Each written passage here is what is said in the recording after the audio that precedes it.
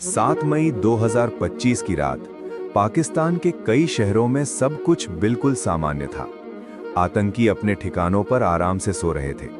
उन्हें बिल्कुल अंदाजा नहीं था कि कुछ ही मिनटों में उनकी दुनिया बदलने वाली है। रात करीब 1:05 पर अचानक आसमान में तेज आवाज गूंजी और फिर कुछ ही सेकंड में कई मिसाइलें अपने टारगेट की तरफ बढ़ने लगी। सिर्फ 25 मिनट के अंदर कई आतंकी ठिकाने मलबे में बदल चुके थे। इस मिशन को नाम दिया गया ऑपरेशन सिंदूर। लेकिन सवाल यह है, भारत ने इतनी बड़ी सैन्य कार्रवाई की योजना कैसे बनाई? आज हम इसी पूरी कहानी को समझेंगे। पहलगाम हमला। इस कहानी की शुरुआत होती है 22 अप्रैल 2025 से। जम्मू कश्मीर के खूबसूरत पर्यटन स्थल पहलगाम में उस दिन सैकड़ों लोग घूमने आए हुए थे। लेकिन अचानक कुछ हथियारबंद आतंकियों ने वहां मौजूद लोगों को रोक लिया। उन्होंने लोगों से उनका धर्म पूछना शुरू किया। जो लोग खुद को हिंदू बता रहे थे, उन्हें बेरहमी से गोली मार दी गई। कुछ ही मिनटों में 26 निर्दोष लोगों की जान चली गई। ये घटना पूरे देश के लिए एक बड़ा झटका थी। भारत भर में गुस्सा फैल गया और लोगों ने मांग की कि इस हमले के जिम्मेदार लोगों को कड़ी सजा दी जाए। भारत सरकार ने भी साफ कहा, इस हमले के पीछे जो भी लोग हैं, उन्हें छोड़ा नहीं जाएगा। भारत की प्रतिक्रिया। हमले के तुरंत बाद दिल्ली में एक हाई लेवल मीटिंग बुलाई गई। इस बैठक में प्रधानमंत्री नरेंद्र मोदी, रक्षा मंत्री राजनाथ सिंह और राष्ट्रीय सुरक्षा सलाहकार अजीत डोवाल सहित कई बड़े अधिकारी मौजूद थे। इस बैठक में एक महत्वपूर्ण फैसला लिया गया। भारत सिर्फ कड़े बयान देकर नहीं रुकेगा, बल्कि आतंकियों के ठिकानों पर सीधी कार्रवाई करेगा। इसके बाद खुफिया एजेंसियां पूरी तरह सक्रिय हो गईं। उन्होंने पाकिस्तान और पीओके में मौजूद आतंकी कैंपों की जानकारी इकट्ठा करना शुरू कर दिया। कुछ ही दिनों में 21 संदिग्ध आतंकी ठिकानों की पहचान की गई, लेकिन इनमें से 9 सबसे महत्वपूर्ण ठिकानों को टारगेट के रूप में चुना गया।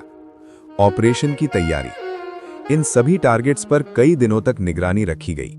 ड्रोन और सैटेलाइट की मदद से हर गतिविधि पर नजर रखी जा रही थी। इस मिशन के लिए भारतीय वायुसेना के सबसे एडवांस फाइटर जेट्स को चुना गया, जैसे Dassault Rafale, Sukhoi Su-30 MKI, Dassault Mirage 2000। इन फाइटर जेट्स को ऐसे हथियारों से लैस किया गया जो लंबी दूरी से भी बेहद सटीक हमला कर सकते थे। इनमें शामिल थे BrahMos missile, Scalp cruise missile. इन हथियारों की खासियत यह है कि ये सैकड़ों किलोमीटर दूर से भी अपने टारगेट को पूरी सटीकता से नष्ट कर सकते हैं। पूरे ऑपरेशन की योजना बेहद गोपनीय रखी गई। बहुत कम लोगों को इसकी जानकारी थी। रात ऑपरेशन की। 6 और 7 मई की दरमियानी रात भारतीय वायुसेना के फाइटर जेट्स अपने अपने मिशन के लिए तैयार थे। चारों तरफ सन्नाटा था। पाकिस्तान में मौजूद आतंकी अपने कैंपों में सो रहे थे। उन्हें बिल्कुल भी अंदाजा नहीं था कि कुछ ही मिनटों में क्या होने वाला है। रात 1:05 पर पहला हमला शुरू हुआ। सबसे पहला टारगेट था पीओके की राजधानी मुजफ्फराबाद के पास मौजूद एक आतंकी ट्रेनिंग कैंप। जैसे ही ग्रीन सिग्नल मिला, भारतीय फाइटर जेट्स ने मिसाइलें लॉन्च कर दी। कुछ ही सेकंड में वहां जोरदार धमाके होने लगे। इमारतें आग की लपटों में घिर गईं। लगातार हमले। पहले टारगेट के बाद अगला हमला किया गया कोटली इलाके में मौजूद एक कैंप पर। यह भी एक महत्वपूर्ण आतंकी ट्रेनिंग सेंटर माना जाता था। मिसाइलों की लगातार बारिश से कुछ ही मिनटों में यह कैंप भी मलबे में बदल गया। सेना के अधिकारियों ने बताया कि यह कार्रवाई पूरी तरह प्रिसाइज और टारगेटेड थी। इसका उद्देश्य सिर्फ आतंकियों के ठिकानों को खत्म करना था।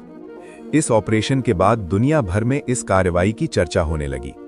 भारत ने साफ संदेश दिया कि अगर कोई भी संगठन भारत के खिलाफ आतंक फैलाने की कोशिश करेगा तो उसे कड़ा जवाब दिया जाएगा।